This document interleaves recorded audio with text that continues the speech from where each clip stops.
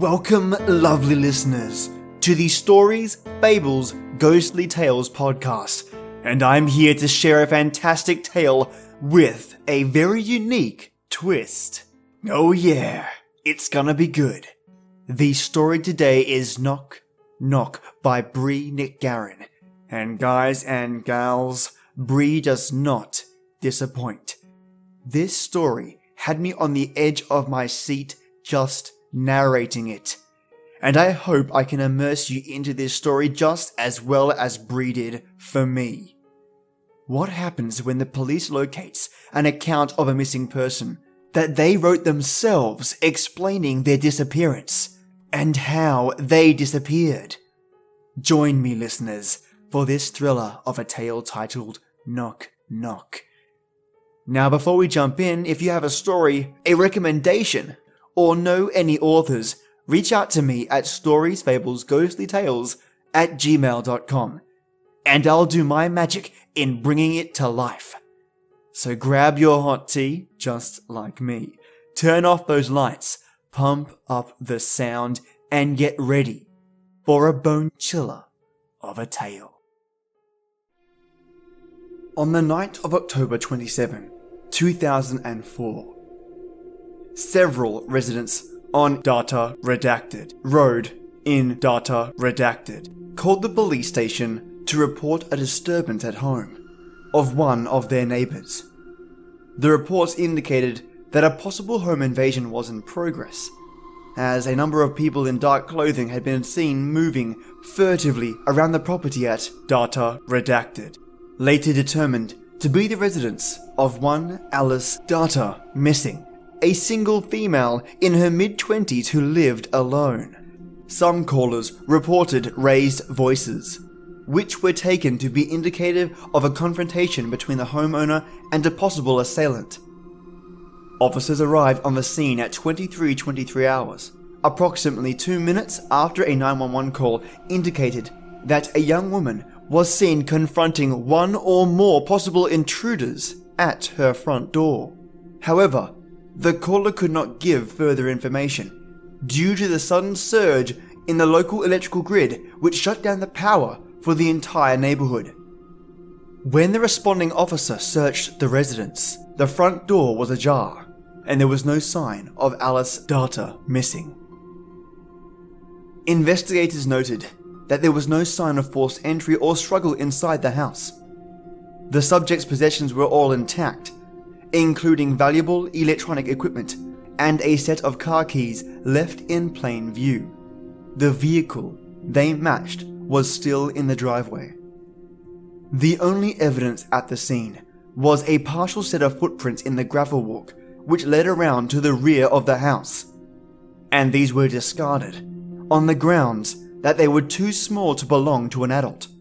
It is believed that they were made by one or more of the neighborhood children, although investigators have not been able to determine which child in particular, nor when the footprints were made. The following missive was found by police during the subsequent investigation. The pages were scattered on the floor of the living room.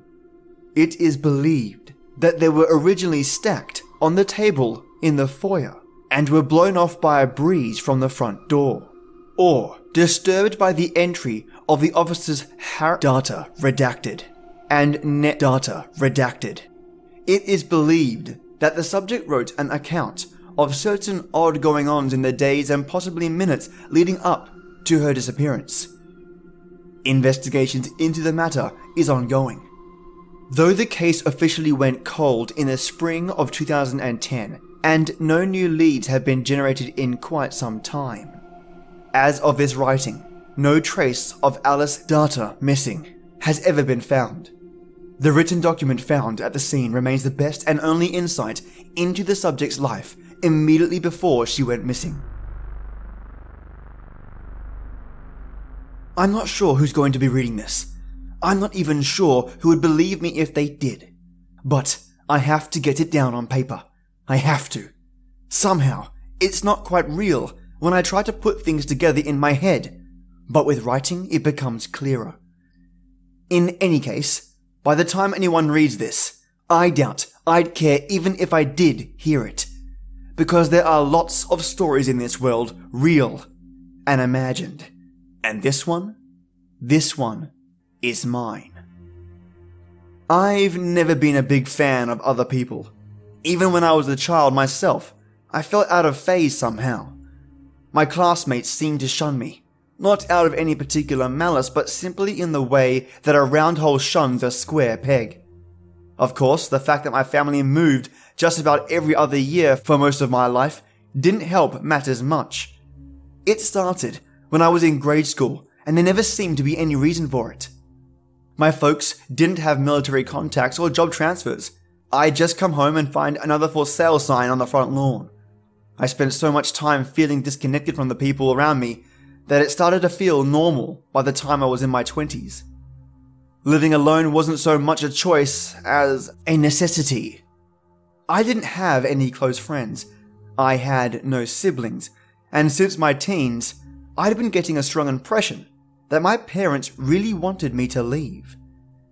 That impression waned somewhat when they helped me lease a small house of my own for my 23rd birthday, but solidified later. Overhearing a conversation expressing relief at your forthcoming absence will do that. Nothing like hearing your own parents say that they can't wait until their own kid is out of their hair for good. So that's how I wound up in this little 2-bedroom rancher. I have a job with one of those big software companies, so the second bedroom is my office, and that's where I spend most of my time. A lot of my clients are overseas, so my hours are pretty scattered and often extend into the small hours of the morning. Doesn't leave much time for a social life. I don't mind it much, though. Computers are nice and predictable. Very few problems that can't be solved with a new patch or a look at the instruction manual. People are complicated. They don't come with instructions. They lie, they laugh at you, they kick you when you're down. It's people you have to watch out for. It was one of those late nights that all of this started. I'd just taken a break from a template redesign and was walking out to the kitchen for a snack when movement at the front window caught my eye. I went over for a closer look. There was a kid standing in my driveway. I couldn't tell if it was a boy or a girl through the gloom, but it looked like they were wearing a hooded sweatshirt. I figured it was just one of those neighborhood kids sneaking out. I didn't know anyone on my street by name, so I couldn't have told you whose kid it might have been. In any case, it was none of my business. So I got my snack and went back to work. About 10 minutes later, somebody knocked at my door. Now, sometimes I order a pizza or takeaway Thai when I can't get away to cook something. But on this particular night, I hadn't. Grumbling at the interruption, I went to answer. If it was that kid from earlier, I was gonna be pissed. Sure enough, I could see the same kid through the window standing on my front step. I went to open the door, ready to tell the kid to go the hell home. But then I stopped. Something felt wrong. My eyes were glued to the silhouette behind the frosted glass, my hand frozen on the door handle. A strange, cold feeling crept into my stomach, like I'd swallowed a lump of ice. For one split second, my entire being was filled with an overwhelming certainty that if I opened that door, something awful was going to happen. The figure outside raised a hand and knocked again. I nearly jumped out of my skin and then had to laugh at myself for being such a candy ass. I'd handled living alone just fine, and I could damn sure handle one annoying little ding-dong ditcher, even if the kid was planning to try some stupid prank. Leaving the security chain latched, I opened the door just enough to peer out at my visitor. The porch light cast the kid's face in shadow, but I thought I saw short hair and boyish features underneath. I couldn't decipher an exact age. An educated guess might have been somewhere in that intermediate period between 11 and 13. His jeans were dirty. Likewise, the battered sneakers on his feet. The red hoodie looked oddly damp. Had it been raining? I couldn't recall hearing rain on the roof. More importantly, what was this kid doing, walking around at this time of night? "Hey," I said, proud that my voice sounded firm and confident. No trace of a wobble. "You need help, kid? Can I come in?" The questions sound rehearsed, like the kid was reading from some hidden script. He made no move to raise his head, and I still couldn't get a good look at his face. "Excuse me? Can I come in? Are you lost? Do you need me to call your parents or something?" "I need to call my parents. Let me in." That chill rippled up my spine again. Something had sounded off that time. Not just like the lines were rehearsed, but as though the kid were using a stage voice, and it had just slipped. Something was underneath that childish tone. I couldn't put my finger on it, but it was nothing good. The security chain suddenly looked a whole lot less secure. "Listen," I said. "If you want me to call somebody, I'll do that. Are you in trouble? Do you want me to call the cops?" Silence for a moment. Then, the kid raised a fist and banged on the door again. The sound echoed like cannon fire. The blow vibrated through the whole frame, making the glass panes rattle. "Hey! What the fu-" "Let me in." There was no mistaking the menace now. There was such malice behind that voice, such anger, more snarl than speech, and a strange undertone, like the screech of tearing metal. That was not a child's voice. There was just no way. Another blow struck the door. I rushed to close it. The kid was looking straight at me through the gap, under the security chain.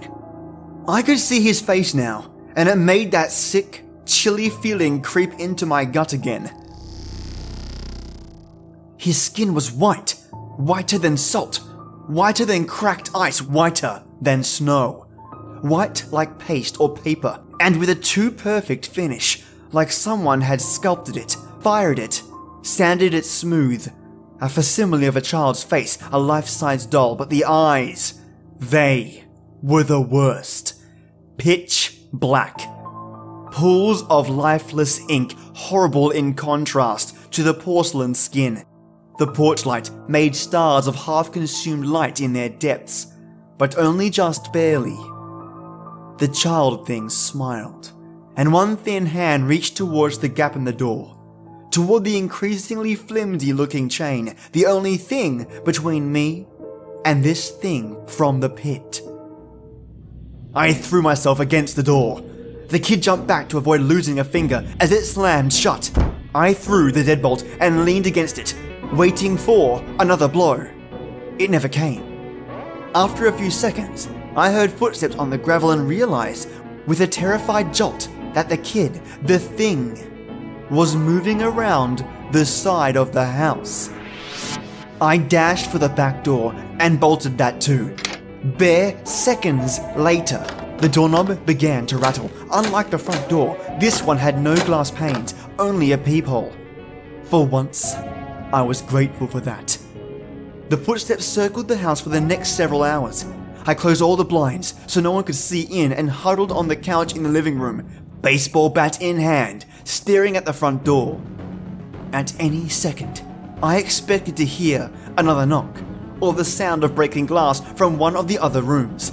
The thought of calling the cops, as I'd threatened to do earlier, did cross my mind. But what could I tell them? 911, what is your emergency? Yeah, I'm trapped in my house, and there's a creepy-looking kid walking around outside. At best, they'd laugh at me. At worst, I could be fined for prank calling emergency services. Either way, they wouldn't send help. I was on my own. Story of my life. Around 5 a.m. I realized that I hadn't heard the footsteps in a while.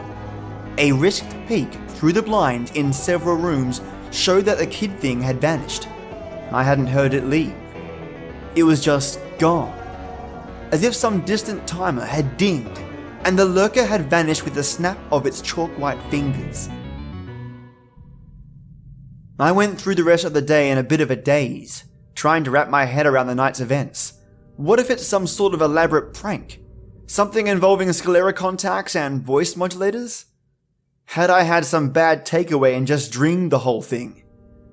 Was I finally losing it after too many late nights spent staring at a computer screen?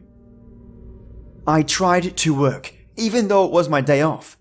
That was my usual go-to when I didn't know what else to do with myself. Work and more work. It felt safer outdoors while the sun was up, but when the afternoon started to wane, I still made sure all the doors and windows were locked. I finished early, so I made myself some dinner and settled in to watch a movie. A little bit of paranoia kept me glancing at the front door, but all was still. By 1 a.m. I'd almost managed to convince myself that I had imagined the whole thing, that there was no creepy kid, that I should just pack it in and go get some much needed sleep. Then, knock, knock. I didn't want to look, but somehow I had to.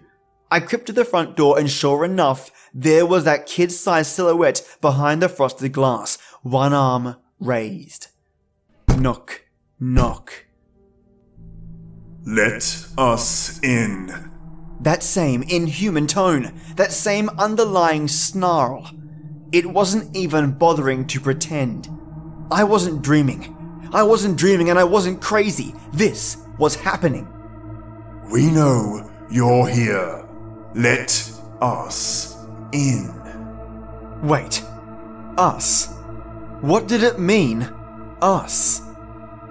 Knock, knock. Knock, knock. The back door. A second set of knocks on the back door. My heart thumped so hard it almost choked me. There were two of them. Go away, I yelled. Go the hell away and leave me alone. I'm calling the cops. Knock, knock. Knock, knock. Let us in. Fuck off, you little bastards.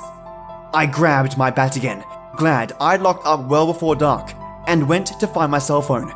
The hell with being laughed at, and the hell with fines. I was calling the cops. One weird little kid playing a prank could be ignored, but two of them? Working together? 2 nights in a row? That couldn't be ignored. I flicked over to the dial pad and was about to tap in the emergency number when I heard it. Knock. Knock. Not on the door this time. God help me. It wasn't the door. It was my bedroom window.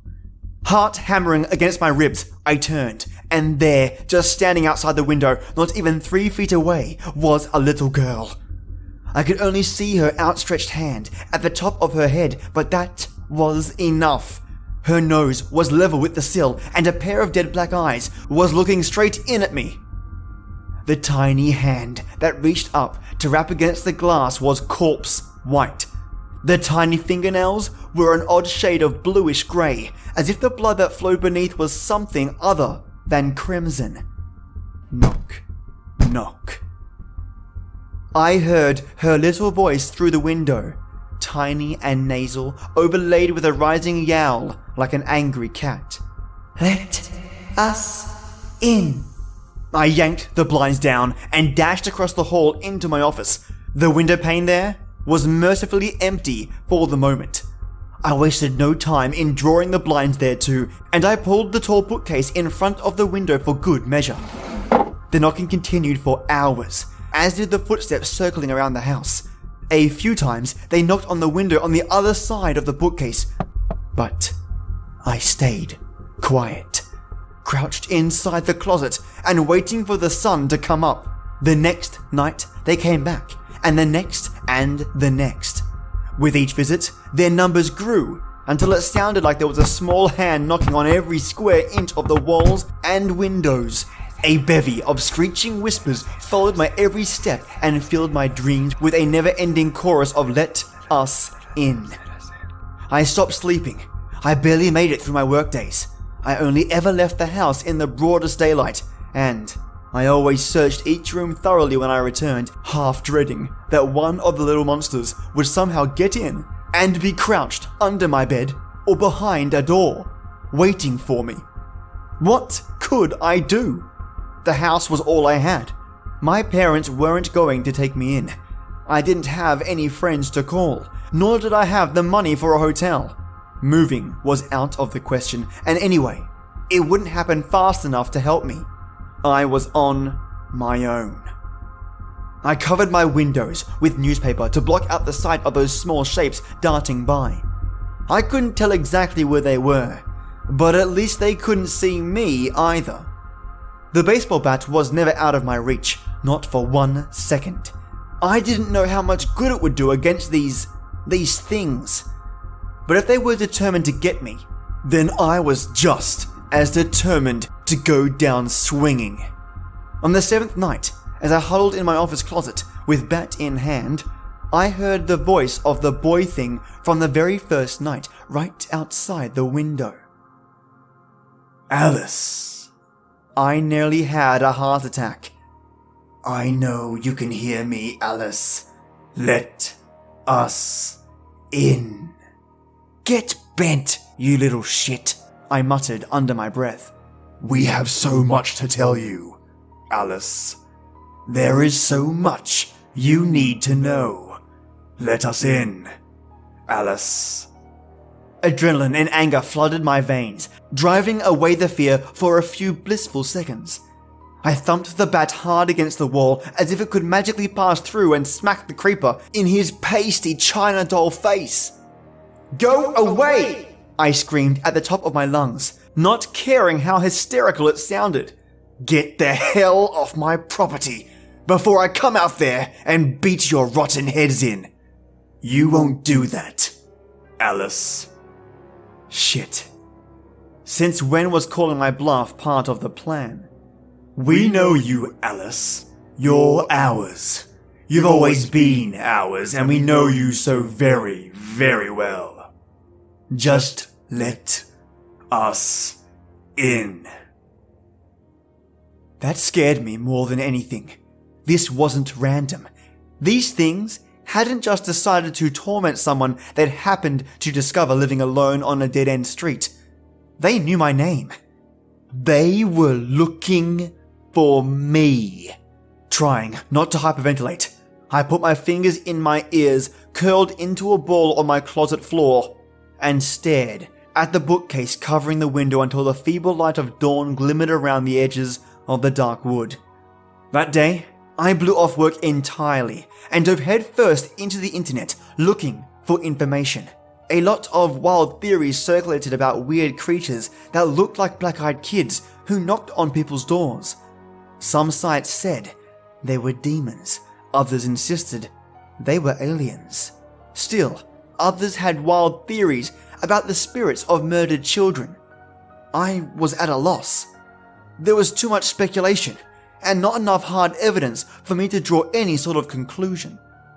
The only thing the various sites agreed upon was that the only defense against these black-eyed kids was to lock your doors and windows and refuse to let them in. Not one mentioned what to do if they came to your house more than 2 nights in a row. 3 more nights passed. More knocking, more voices, more pleas for entry. I was in agony. I couldn't eat, couldn't sleep, couldn't even think. The whispers were echoing in my head in the daytime by that point. I tried to block the sounds out with noise-cancelling headphones, but the voices seemed to be inside my thoughts as well as outside my home. Like 1,000 tiny fingers tapping on the windows of my mind, the bat had ceased to be a comfort. Nothing felt safe. When the sun went down tonight, I knew they would come. Knew it long before the knocking began. before the voices leaked through the windows, before the whispers swelled into a scream, and my own ragged cries joined the cacophony. Alice, let us in. Let us in. Sobbing, I bolted from the closet and made for the front door. I don't know what madness drove me. I wasn't feeling brave or heroic or even angry anymore. I just wanted it to stop. I ripped the newspaper off the window beside the door and flicked on the porch light. I froze. I felt my heart give a terrified, irregular jerk against my ribs, as if it too wanted to escape the sight. There weren't just a few of them now. Not even a dozen.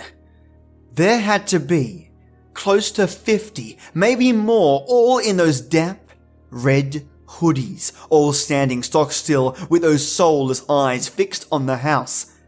Hell's own child choir, a congregation of black eyes and whispering mouths, through whose pale lips I imagine I faintly glimpsed jagged, saw-blade teeth. I could hear them through the door. We know you, Alice. You belong with us. Let us in. Let us in. Shut up!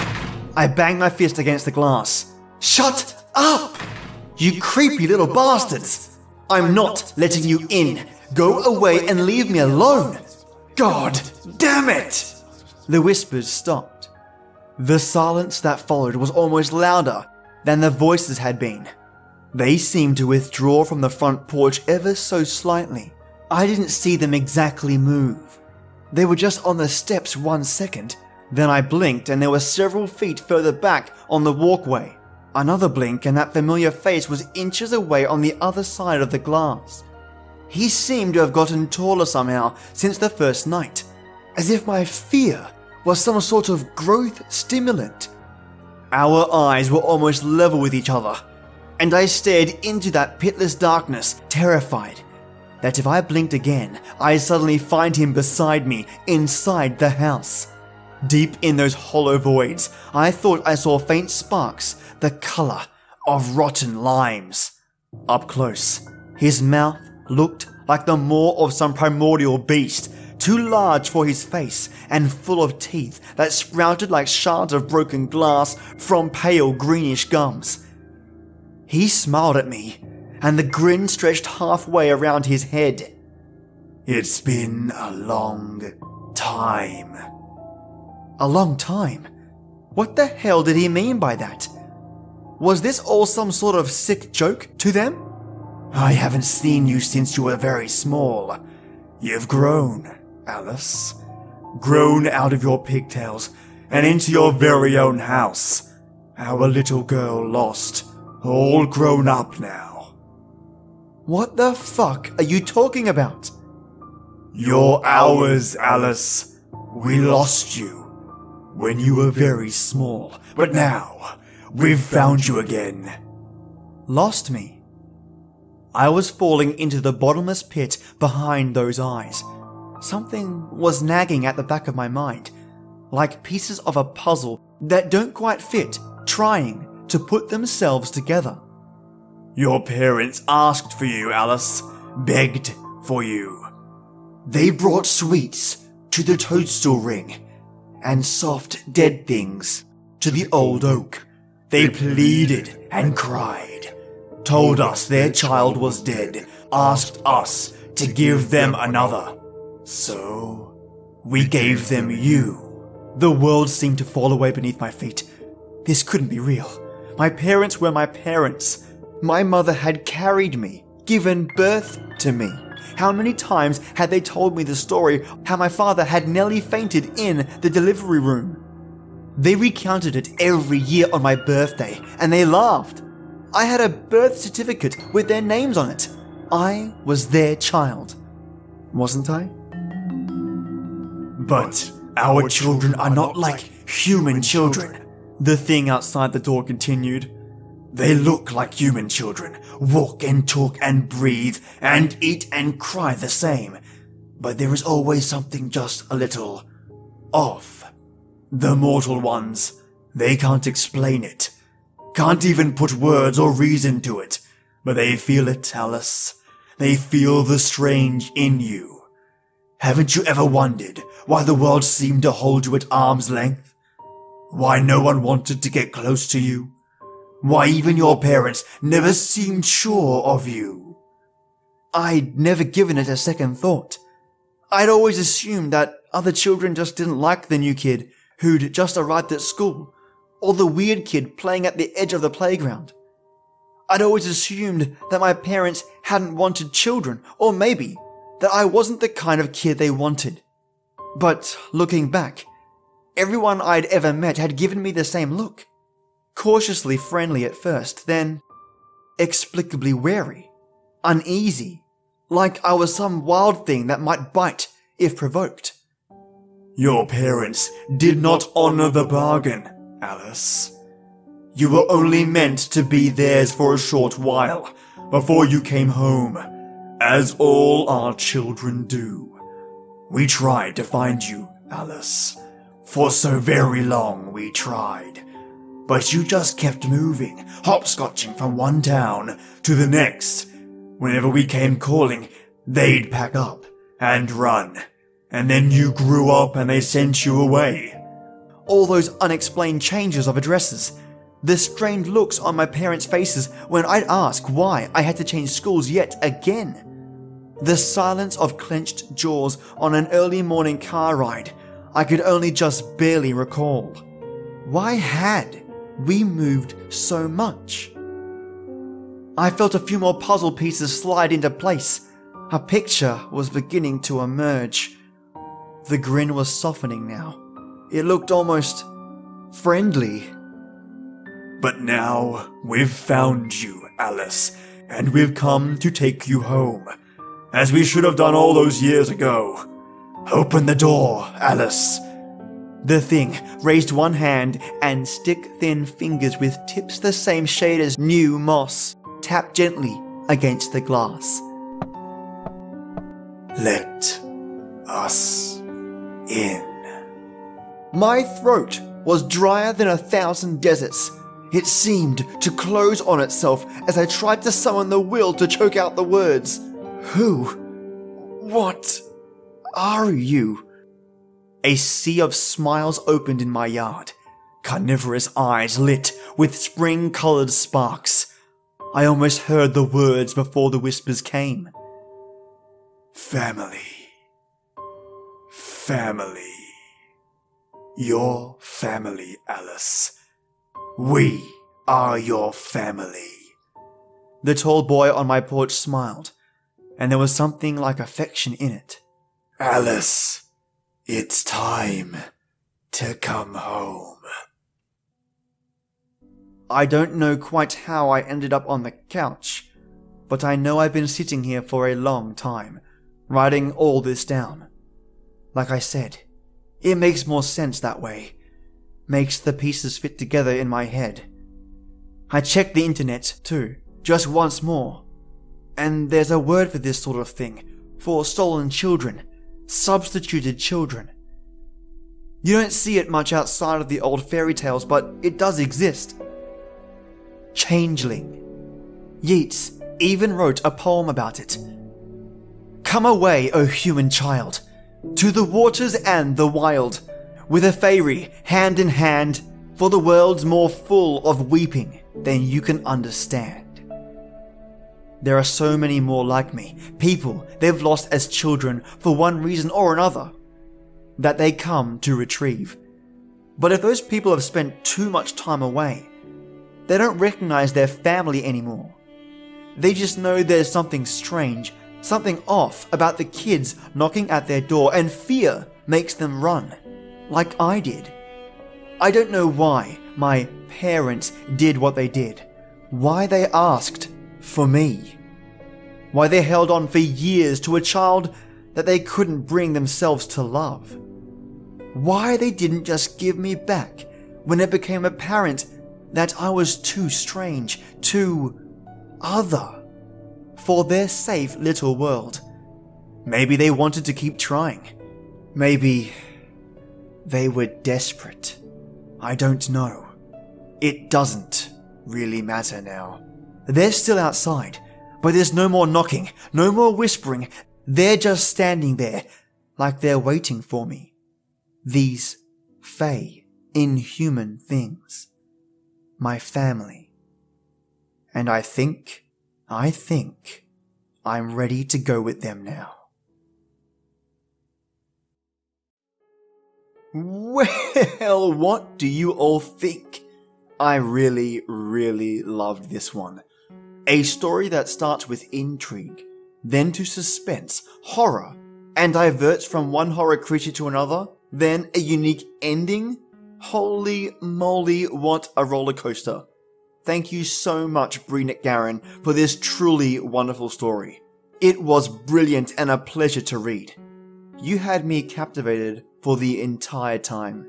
I've added her blog to my episode notes, and I encourage you to visit her and buy her a coffee if you have some change lying around. In supporting authors like this, you help them continue to create content like this. Also, tomorrow is Australia Day, lovely listeners, and I'll be out and about, of course, having a great time. But I have prepared for you a mastered old-time radio episode just for your lovely ears, and I can't wait to share this one. So, if you enjoyed this story and the episode, share it with a pal. Be that person to introduce them to the wonderful world of podcasts and free entertainment. And thank you so much for listening. On that note, it is that time. This is the place where stories live, and you tale tellers come to listen. Enjoy your day or night, and join me every weekday for our creepy tradition. And as always, till next time.